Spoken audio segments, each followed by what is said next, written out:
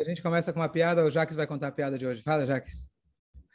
No posto de gasolina agora não tem mais Shell, não tem mais Ipiranga, agora está escrito a Gasterno. Deu para ouvir? Ok, muito bom, gente. Bom dia a todos.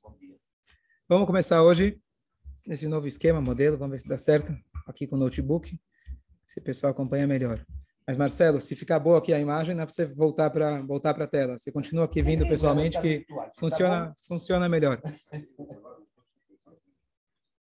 Vamos falar hoje sobre a paraxá da semana. Essa paraxá, quem acompanhou o show de ontem, a Torá conta para a gente as... Deixa eu só baixar aqui.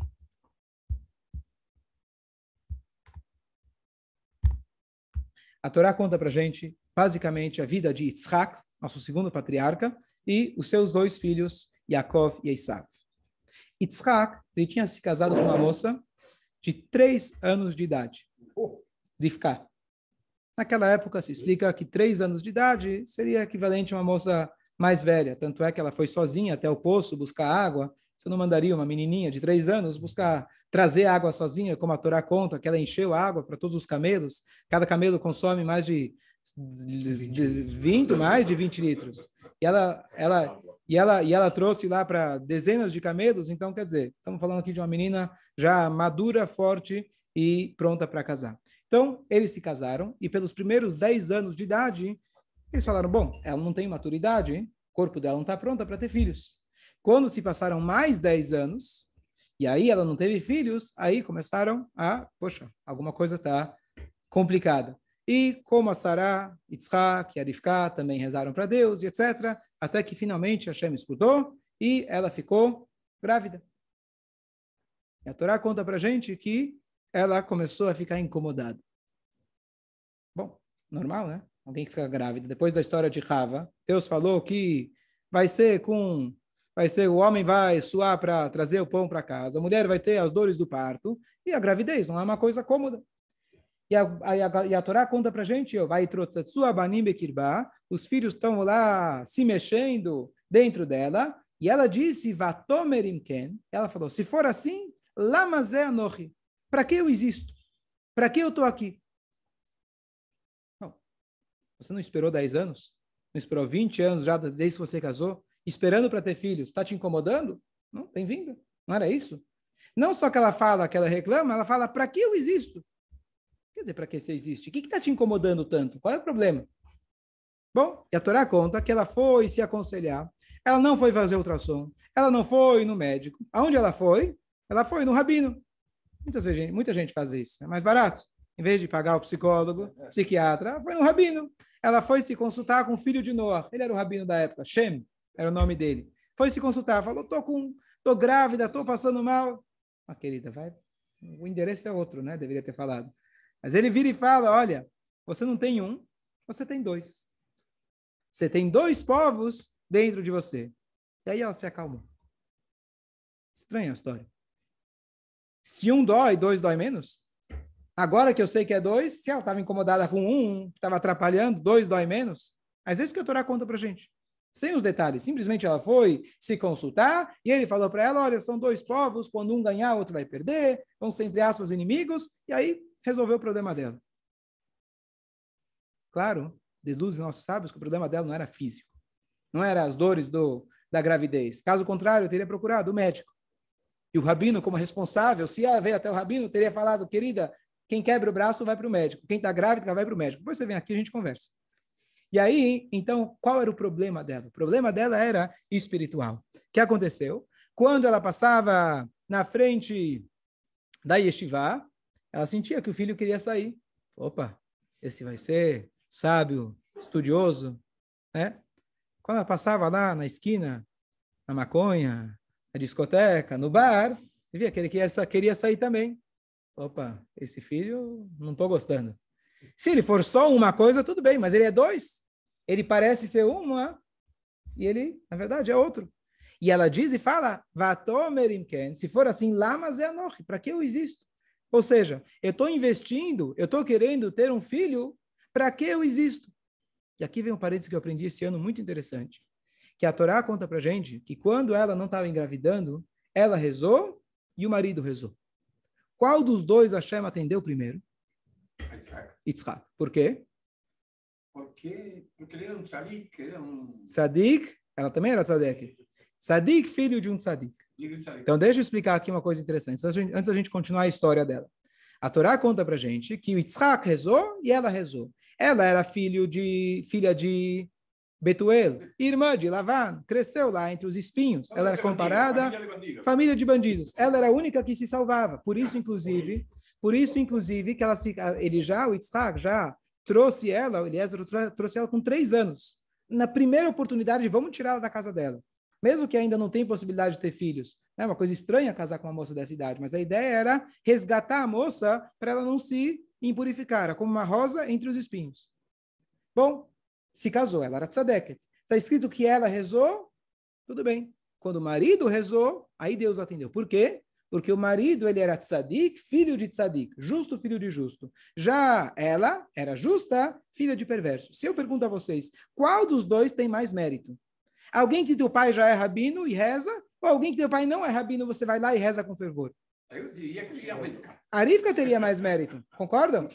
Então, qual é a lógica? Perfeito? Então, sempre ouvi essa explicação, assim o Rashi fala, mas a lógica diria o contrário. O que é reza? Reza aquele que fala com o coração, aquele que fala com intensidade. Qual dos dois vai rezar com mais intensidade?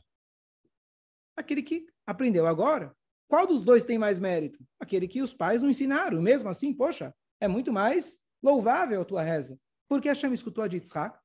Então, aqui escutei uma coisa maravilhosa que diz o seguinte. Yitzhak, ele cresceu dentro de uma casa de um tzadik. Ele conhecia o quê? Pessoa justa, uma pessoa honesta, pessoa boa. Se ele cresceu na casa de tzadik, ele chegou e falou para Deus, Deus, me dá um filho. Sem entrar no detalhe. Simplesmente, Deus, eu quero um filho. A Rivka, ela cresceu com um trauma. Falou, poxa, meus irmãos não prestam, meus pais não prestam, meus vizinhos não prestam, ninguém presta. Deus, faz um favor. Quando eu tiver filho, eu quero ter um filho de tzadik. Eu quero ter um filho de tzadik. Quando ela engravida, como a gente sabe, quando ela engravida e ela percebe que tem alguma coisa errada com esse filho espiritualmente, fala, então para que eu preciso? Ela queria ter um filho de tzadik. Já chega o que eu passei na minha infância. Já chega os problemas familiares que eu tenho. Se é para mim ter filho, eu não quero que ele seja perverso igual aos meus parentes. Será que quando nasce um bebê, tem cara do vovô ou cara da vovó? Cara da sogra ou cara da mãe?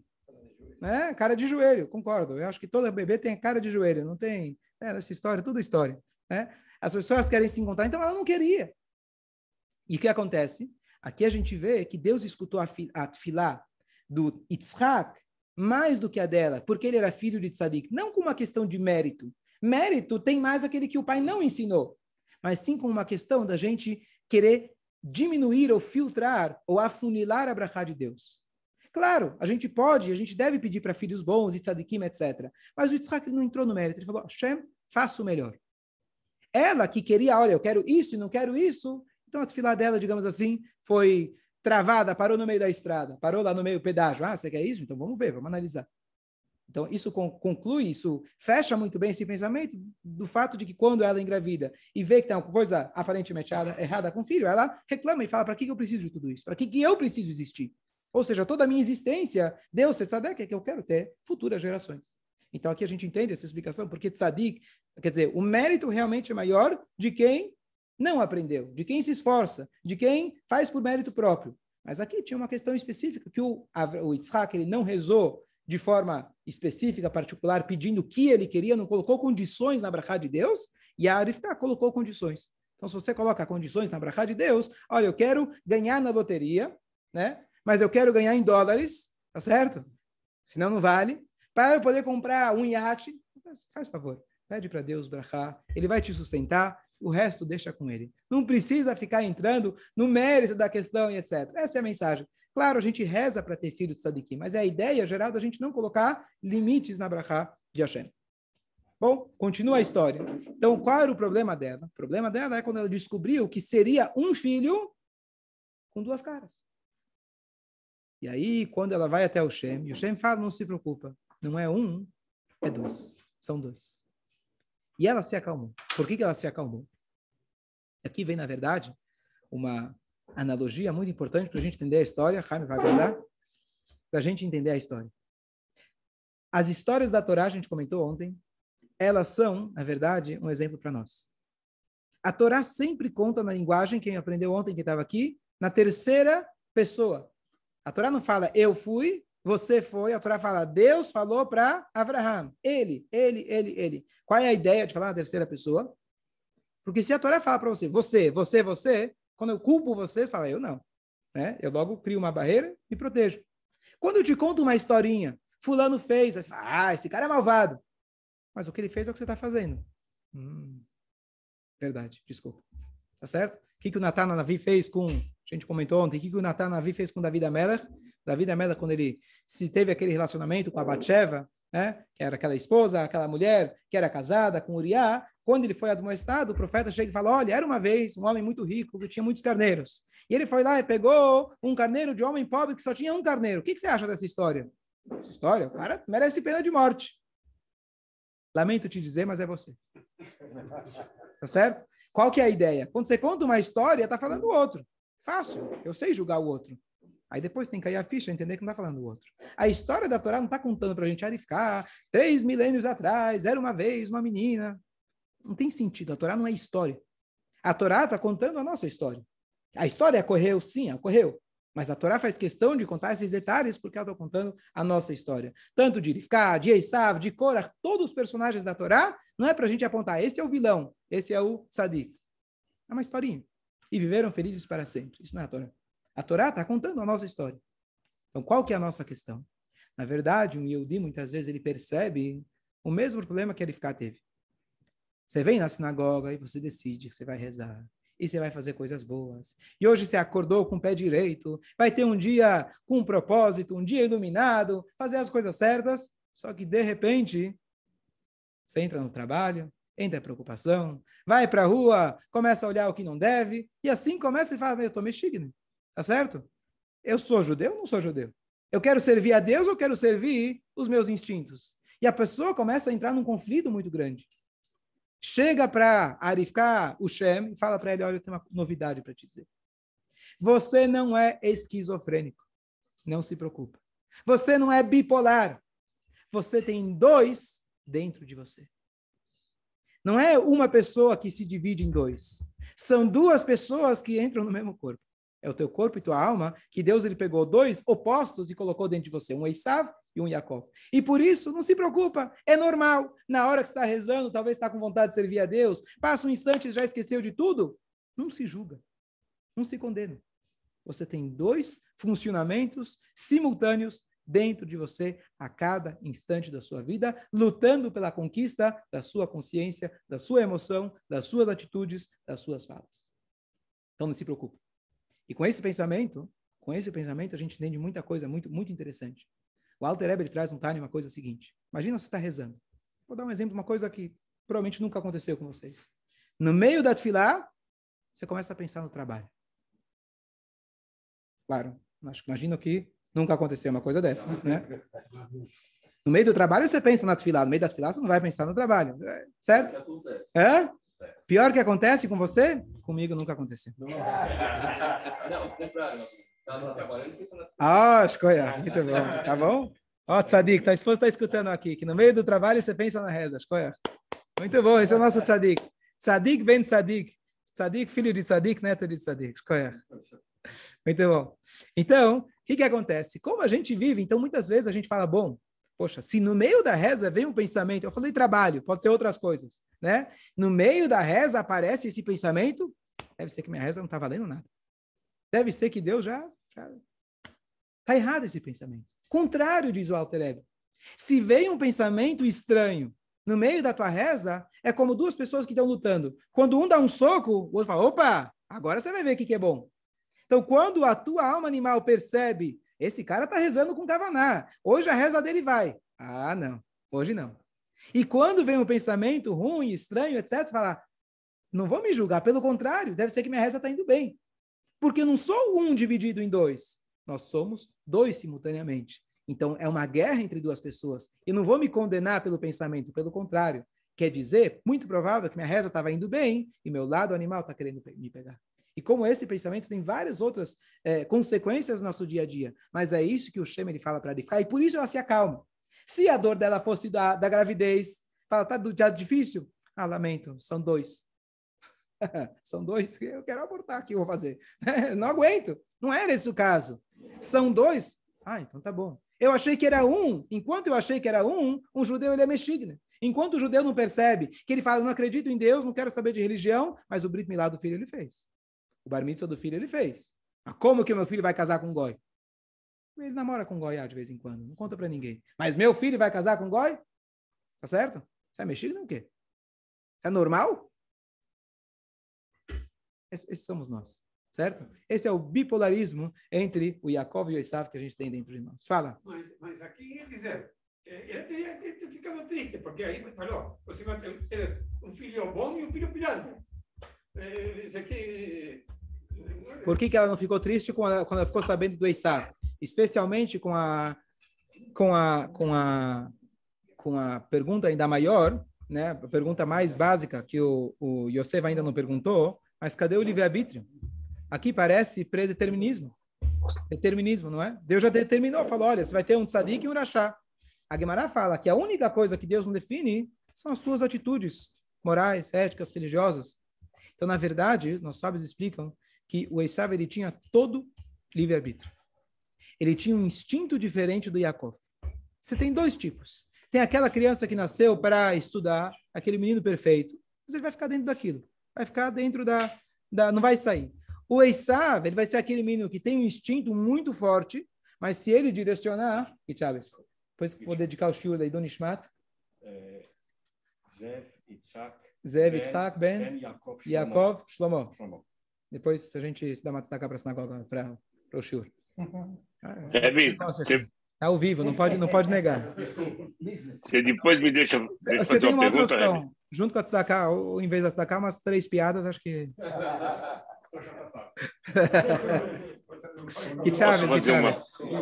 Posso fazer uma pergunta, Rebbe? Só um segundo, Mordecai. Tem mais o Menachem Mordecai que vai fazer pergunta. Deixa eu só concluir um pensamento. Então, você vai perguntar, cadê o livre-arbítrio? Se o rabino, o tzadik falou, olha, você vai ter um que vai ser bom ou outro vai ser ruim. Então, é claro que não era determinado o que ele iria fazer. E sim, como a gente vê na continuação da história, que o pai tenta abençoar o Esav, o pai tenta educar o Esav, porque ele via que aquele menino hiperativo, às vezes, para e pensa na escola. Aqueles meninos que menos estudavam, mais bagunça faziam, fala a verdade, eles que ficaram milionários, sim ou não? Aquele cara que tirava 10 em tudo, estudava, tarará. Claro, não é regra. Mas a gente vê isso acontecendo, sim ou não? Sim, você fala, poxa, eu na escola achava que esse cara ia ser o cara. Esse aqui era o coitado, o cara sempre era mandado embora. Por quê? Porque na hora que ele teve a liberdade, saiu da escola, minha esposa é educadora há mais de 20 anos, ela falava sempre para as alunas, não deixa a escola estragar a tua educação. Claro que ela está te dando a educação, mas não deixa ela te limitar. E às vezes, um ambiente de escola, ele te limita. Por quê? Porque o professor precisa ter silêncio. Ele não tem as ferramentas para lidar com um cara que ele é hiperativo. Então o que você faz? Coloca Ritalina e pronto. Você conhece aquela história? O menino era hiperativo. O rabino, o professor, chamou os pais, falou, não tem jeito, não dá, não tem jeito. Tá bom, vamos levar ele para tratar. Tá bom? Passa um mês, como o professor liga e fala, teu filho virou um anjo. Senta em silêncio. O cara tá maravilhoso. Tá bom? Chama o filho, tudo bem? Como estão as coisas? Que legal, o professor elogiou. Ele falou, sim, tá maravilhoso. Tá tomando direitinho, com certeza? Ele falou, sim. Todo dia eu pego a pílula e coloco no café do professor.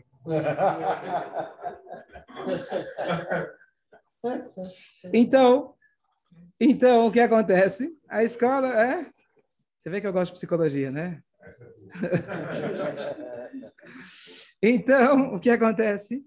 Os hiperativos, às vezes, quando estão na escola, estão limitados. Quando ele saiu, teve a liberdade de escolher o que ele quer fazer da vida, etc., de repente você vê que o cara é uma máquina. O cara é uma capacidade, onde na escola ele não teve espaço para isso. Não estou julgando a escola, só estou dizendo que a gente vê que acontece isso na vida. O Esav era desse tipo. O Esav era o cara com tudo, com todo o potencial. Infelizmente, a pessoa tem o livre-arbítrio e ele optou pelo caminho errado. mas o potencial ele tinha, e por isso quando o Hashem falou para ele, olha, teu filho vai ser assim, quer dizer, não era literalmente que ele seria malvado, e sim que ele teria o potencial de uma pessoa que poderia canalizar toda aquela energia que o Yaakov não tinha para o aspecto positivo. Ele não conseguiu isso na prática. Mas aqui a gente vê, respondendo a pergunta que o Chaim tinha feito, que já saiu, mas ele falou, mas espera aí, então ela deveria ter ficado triste. Se ela queria tanto ter um filho só tzadik, né? E agora ela fala, tudo bem, eu tenho um tzadik, mas, poxa, então eu queria só ter um deles, não os dois. Mas a resposta não foi que ele falou que você vai ter um rachá. E sim, você vai ter duas naturezas diferentes. E não estava determinado como seria esse segundo filho. Ele teria o potencial, sim. Quando ele está lá na barriga da mãe, ele está querendo sair para a idolatria. Dá para ver que ele tem uma vontade muito forte, diferente. Mas quando canalizada, essa pessoa, essa vontade, ela pode ser transformada e superar ainda o Yaakov. Dúvidas? Fala, Menach Mordechai, depois Mordechai. Só tem 3 coisas para falar. 3 coisas para falar. Fala. Fala que eu vou repetir. Estudar vale a pena, Rabino, porque assim, eu tinha um colega que era... Eu vou repetir a pergunta. O Menach Mordechai está perguntando, coitada, por que ela merecia ter um filho assim? Tá, potencial aqui, potencial ali, ele foi Esav. Eu não queria ter um Esav.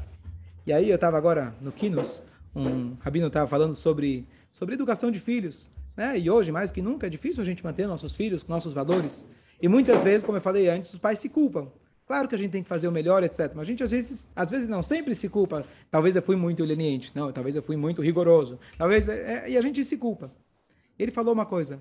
Quem foi o primeiro filho da história a sair do caminho? Vamos lá? Caim? Adão. Pô, Adão. Filho de Deus. Não tinha pai, não tinha sogra. Não tinha quem culpar. Ele foi o primeiro que saiu do caminho. Ele era filho de Deus, diretamente pelas mãos de Deus. Deus falou, não come da árvore. Passa um tempinho, foi lá e comeu. Hã? Não tinha sogra, mas tinha cobra. Ah, não tinha sogra, mas tinha cobra? Vai lá, hein? Essa é a piada do Rabino. Vai lá, hein? Então, qual a diferença? Ixi, o negócio tá ruim aqui. Ok.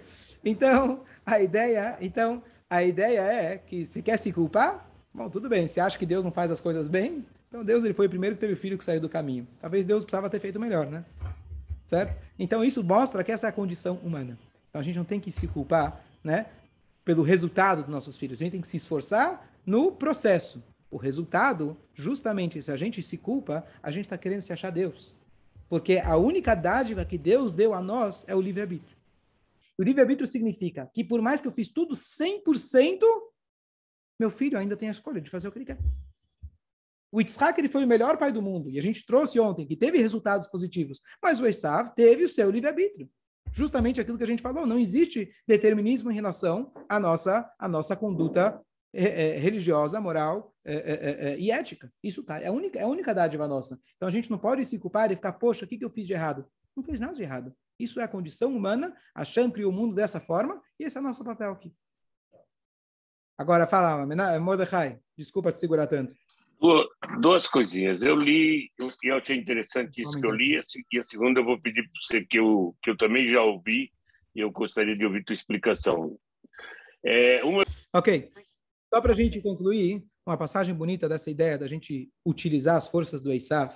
Então, pulando lá para o final da história, o Yitzhak, que acreditava muito no potencial do filho, ele vai lá, chama o Esav, fala, olha, eu quero te abençoar, e o Yaakov, ele vai lá na frente, passa na frente com a orientação da mãe, e a mãe empresta para ele um casaco de pele, para ele se passar pelo Esav, certo? E a grande pergunta, como que Yaakov faz uma coisa dessa? Yaakov é uma pessoa correta, a gente falou tanto sobre verdade esses dias, amanhã vamos elaborar um pouco mais, mas só um pensamento muito bonito e interessante, que é o seguinte, Yaakov, ele vestiu as roupas do Esav. Às vezes, você olha, a gente falou que o Yaakov representa a nossa alma divina, o Esav simboliza o nosso instinto corpóreo e assim por diante. Então, o Yaakov, ele vestiu as roupas de Esav. O que significa isso para nós? Se o Yaakov, ele pegasse as brachot, de algum jeito, sem ter colocado o casaco, as bênçãos divinas, elas iriam apenas para judeus que parecem como judeus. Só o cara que está em Bnei Brak, ele é judeu.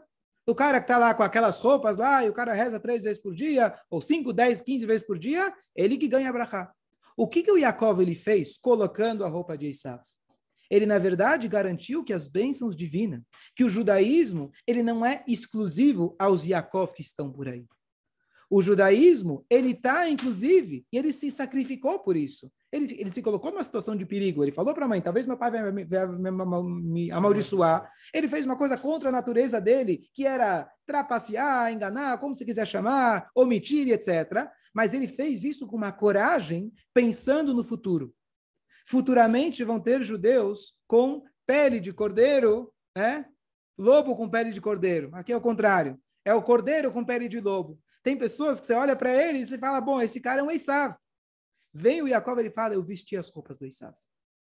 Dessa maneira, ele garantiu que a Brachá veio não para o Esav, mas sim para aqueles que são Yaakov. E cada um de nós é um diamante. Cada um de nós é um verdadeiro Yaakov. Às vezes com roupa de Esav, e ele garantiu que as Brachot foram para todas as gerações garantidas também. Conclui com uma história, falando desse manto. Uma vez tinha numa estivá, super fechado, ortodoxa, etc. Tinha um menino que ele não estava mais interessado em nada disso. E o primeiro passo que ele tomou era que de sexta-feira à noite, depois que terminou a cerimônia do Shabat, a sexta-feira, a reza, jantar, todo mundo vai para a cama dormir, e ele deu uma fugida sexta-noite e foi lá para Ben Yehuda, quem conhece, balada. Ele foi lá para a balada, eu acho que era no cinema a história. E Rosh Hashivá dele, uma pessoa muito elevada, ele descobriu o que estava acontecendo, ficou sabendo o que estava acontecendo, e ele, 11h30 da noite, sexta-feira, cansado, depois uma semana comprida, Shabat, ele foi caminhando até o lugar. O menino foi de carro, demorou 15 minutos. Ele foi a pé, demorou 1h30, mas ele foi até lá. E ele estava com um casaco grosso, estava muito frio. Ele entrou lá, em pleno Shabat, ele foi procurar onde estava o menino. Depois de um tempo ele localizou o menino. Menino, você pode imaginar, sexta-noite, nesse lugar, e o rabino aparece, né? Está procurando Havruta de Guimarães, o que você veio fazer aqui? O menino gelou, não é a palavra. E o rabino chega e fala para ele, eu vim até aqui, eu vi que quando você saiu sem um casaco. Talvez você está com frio. Toque meu casaco e fica bem, fica aí, não quero que você passe frio. E voltou, foi embora. Não deu 2 minutos, o menino foi correndo atrás dele. Estragou a noite. Estragou a bicha dele. Mas, com aquela atitude dele, não julgar, mas deixar a mensagem de maneira sutil e colocar nele, não o casaco de Esav, mas colocar nele o casaco que aqueceu não o corpo dele, mas aquecer a alma dele, com amor, com carinho, igual que o Yitzhak ele fez para o Esav. Ele fez de tudo pelo seu filho, mostrando carinho, amor, confiança, dando crédito para ele. Ele colocou aquele casaco de amor, isso garantiu, como a gente falou, que descendentes do Esav se converteram, fizeram tchuvá, o Rabi Meir saiu dele, o Unkedu saiu dele, Shmai Avtalion saiu dele, a própria cabeça de Esav foi enterrada junto com Yaakov. O filho de Esav queria matar o Yaakov, ele não matou, porque ele cresceu dentro da casa, quem acompanhou ontem, cresceu dentro da casa de Yitzhak, e ele deixou de matar o irmão Yaakov, que é o nosso pai, que graças a ele estamos aqui, graças ao carinho que o Yitzhak ele teve. Então teve a sua consequência positiva. A gente precisa colocar o casaco, está sempre com uma boa palavra, para os filhos, para os conhecidos, as pessoas que a gente encontra, a gente para de julgar, para de olhar para o negativo, colocar o casaco quente, colocar aquele casaco de amor nas pessoas, sempre ter uma boa palavra, ser uma máquina de palavras boas, de bons pensamentos, de bons fluidos, e se Deus quiser, a gente logo está escrito, futuramente, não é que vai ter só Yaakov, nós não somos do pensamento de que quem não se explodir não vai ganhar os 62 pedaços de pizza, linguagem um pouco diferente, ou 72, tá vendo? Desculpa, eu já perdi a conta, desculpa, estou economizando, tá vendo? 72, ele está experiente, ele conhece já as pizzas, qual o sabor, e aí, você que falou que perdeu a noite, né? Então, a ideia, a gente não é do pensamento que se você não fizer aquilo que eu acredito, aquilo que nós somos, então você não vai ter o mundo vindouro. Nós acreditamos que cada um tem a sua função, judeus, não judeus, nós temos cada um a sua função. E futuramente, não é que o Esav vai desaparecer.